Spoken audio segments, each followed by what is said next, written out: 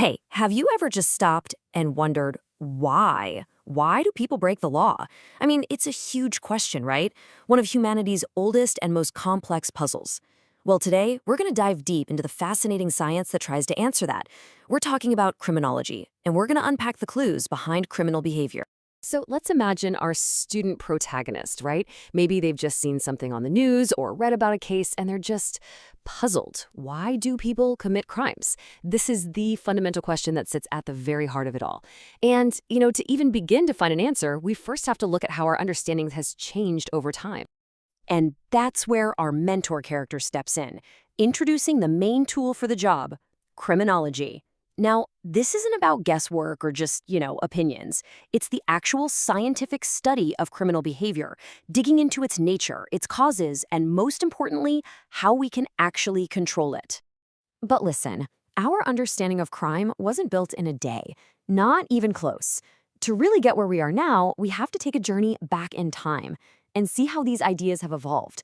Because wow, they've changed dramatically.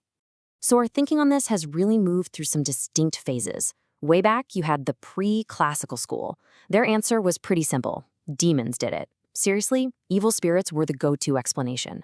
Then the classical school came along and said, whoa, hold on, it's about free will. The idea was that crime is a rational choice. You weigh the pleasure against the pain. A huge leap.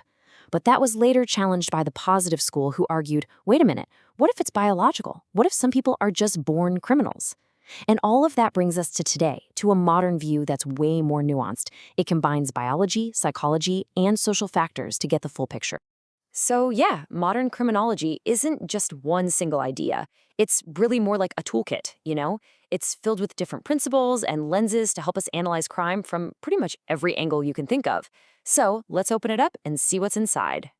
Inside this toolkit, we find 5 key pillars. First, there's causation, which asks the big question, does crime start with the individual or with society?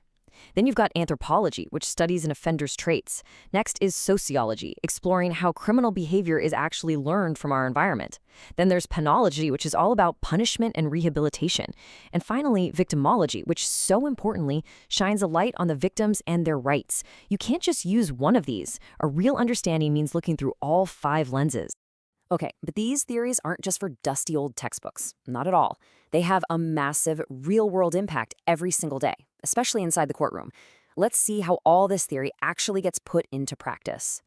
And this brings us to a perfect little mini story that shows this shift in action. The landmark Indian case of Sunil Batra versus the Delhi administration all the way back in 1980. This case completely changed how the justice system sees the very people it convicts. So the facts of the case were pretty straightforward but incredibly profound. It was all about the harsh treatment of prisoners inside Tihar jail, and this forced the court to ask a really critical question. When you go to prison, do you just lose all your basic human rights? The court's answer? It was powerful, and it was crystal clear. The judgment declared, and I quote, "Human dignity cannot be denied even in prison. Criminals are not non-persons." Just let that sink in. This was a total game changer. It established that basic human rights follow you even behind bars. And this case was a really key part of a much bigger shift that was happening in the justice system. The focus started to move away from just being punitive, just punishing people, to being reformative. The goal became what the courts called the reculturization of the offender, trying to actually rehabilitate them, not just lock them up and throw away the key. But even with all this science, studying crime is definitely not simple. Criminology faces some pretty significant challenges that make it a field that's just constantly evolving. Let's take a look at some of those limits. First off, the very definition of what a crime is, well, it's a moving target. For instance, think about alcohol. In one place, having a drink is totally legal and normal. In another place, it could be a serious crime. This makes creating one single universal scientific theory of crime incredibly difficult. And here is another huge challenge. You know the whole tip of the iceberg idea? Well, that's exactly what official crime statistics are like. The reported crimes we see, that's just the tiny bit sticking out of the water. Underneath, there's a vast amount of crime that goes completely unreported and unseen. Criminologists are basically trying to solve a puzzle with most of the pieces missing.